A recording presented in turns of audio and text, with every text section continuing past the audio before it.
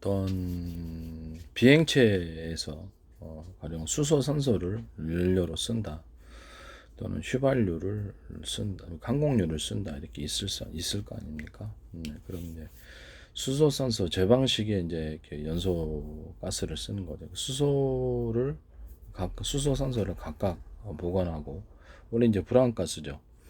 두 개를 합치면 온도를 수소 온도를 높이고 산소 온도를 높이고 그것을 산소 비율을 높이면 약간 고온 폭발력이 세집니다. 그래서 무기를 쓸 때는 수소 산소 캡슐 산소 캡슐을 좀 더 많이 무기를 폭탄으로 쓸 때는 캡슐로 넣어가지고 산소 캡슐을 많이 이렇게 넣고 그 다음에 거기다가 뭡니까 우라늄 분말가루를 좀 넣어줍니다. 그러면 높은 수소산소의 연소를 할 때 높은 고온이 형성돼서 우라늄이 방사능 문제 없이 완전 연소가 됩니다. 이런 방식입니다. 이렇게 연료로서 비행체 연료로서 쓸 때도 그렇고요. 뭐 자동차 연료나 선박 연료 이것도 쓸 수도 있고 중장비라든지 각종 모든 기계 분야에서 이 방식을 쓸 수가 있습니다. 이 방식을 쓸 때 연료 노즐 가령 이제 자동차다 그러면 현재에 있어서 휘발유나 경유나 이렇게 쓰죠. 연료 노즐을 한 군데에서가 아니라 두 군데, 세 군데, 네 군데 좀 더 여러 군데로 여러 개를 연료 노즐을 통해서 연료를 나눠서 분사를 해주는 겁니다. 필요한 양이 100이다 그러면 각각의 연료 노즐에서 50씩 분사를 해주는 겁니다. 그래서 좀 더 퍼뜨리는 거죠. 표면적을 퍼뜨린다는 것은 안개처럼 분사를 할 때 넓게 퍼뜨린다는 거예요. 표면적을 넓게 해서 연료의 폭발력을 좀 더 높이는 방식을 쓰시면 제 기술 구조가 되겠습니다.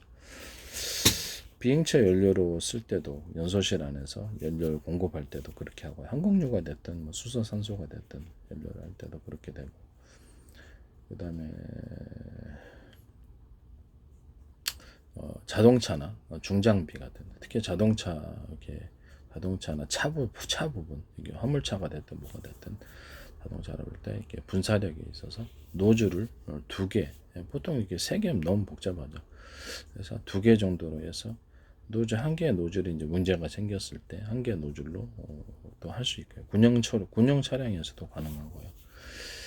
그래서 노즐을 두 개로 해서 그 연료 100을 연소실을 공급한다 했을 때 50씩 나눠서 이렇게 해주는 겁니다. 그래서 표면적을 넓게 해서 분사해서 폭발력을 높여주는 이런 방식을 선택하시면 제 기술 구조가 되겠습니다.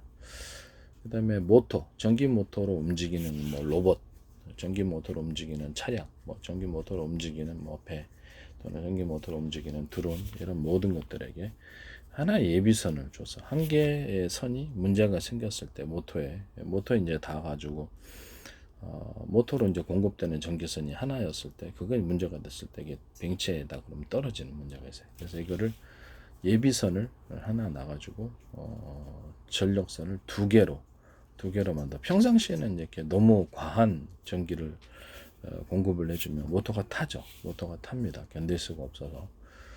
그래서 예비선을 하나 둬가지고 전기 모터를 두는 경우 그것도 이제 제 기술 구조다라는 것을 말씀을 드립니다. 또는 필요하다면 전기 모터에 공급되는 전기가 100이라면 각각 그것을 50씩 공급을 해주는 겁니다.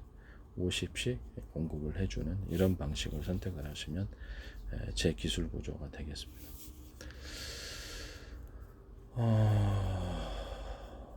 뭐 약간 이렇게 방향은 서로 틀리게 이렇게 똑같은 방향에다 두면 안 되겠죠. 전기를 방향을 틀리게 해서 공급합니다. 그때는 약간 필요량보다 약간 이렇게 원래 100을 공급을 해줘야 된다면 원래 첫 번째 안은 한쪽 선에만 전기를 공급을 해가지고 전기 모터를 돌리는 방법 또는 양쪽 다 전기를 흘려보내서 강력하게 파워를 형성하는 속도를 높일 때 사용할 수 있죠. 전기 모터가 그 전기 고압 전기를 견딜 수 있다. 전기의 양이 많이 들어오더라도 견딜 수 있다는 전제 조건 안에서 그걸로 속도를 높일 수 있는 그런 방법이 있습니다. 하여튼 이 방법을 선택하시면 제 기술 구조가 되겠습니다. 이것은 하나의 동일한 전기선에서 들어올 수도 있고 또 다른 전기선, 예비 전기선을 통해서 전원이 공급되는 예비 전기선을 통해서 모터가 이렇게 한 군데가 이렇게 문제가 있어요. 전원이 공급이 안 됐을 때 추가로 공급이 되는 게 이렇게 예비선을 통해서 움직여 준다든지 이런 부분이 될 수 있고요. 아니면 그냥 뭐 이렇게 전력선을 두 개나 세 개로 이렇게 몇 개로 만들어서 그걸 통해서 이렇게 전력을 공급을 해줌으로써 뭐 두 개 정도 이렇게 그 정도에서 이렇게 전력을 나눠서 공급을 해주면 속도를 높일 때는 한쪽 선마저 가동을 해가지고 전원을 충분히 줘서 움직이는 그런 방식이 되겠습니다. 뭐 이렇게 하시면 이제 제 기술 구조가 되겠습니다. 예비선을 하나 주든가 아니면 원래부터 이제 두 손으로 전력을 공급하는 이런 선이 되든가 이렇게 하시면 이제 기술 구조가 되겠습니다. 남의 기술, 왜냐하면 그 중간에 그 전기가 딱 끊어졌을 때 그건 완전히 이렇게 추락이잖아요. 비행체 같은 거는 자동차는 못 움직이면 그만이지만 뭐 로봇 같은 것도 마찬가지. 예비선을 하나 두자. 그래서 그것을 활용할 수 있게 이렇게 전력을 마저 공급을 해갖고 파워 있게 어떤 운행을 할 때 이 예비선을 통해서 마저 전기를 공급해 주자 이런 방식입니다. 남의 기술을 도둑질해서 상업화시키지 맙시다.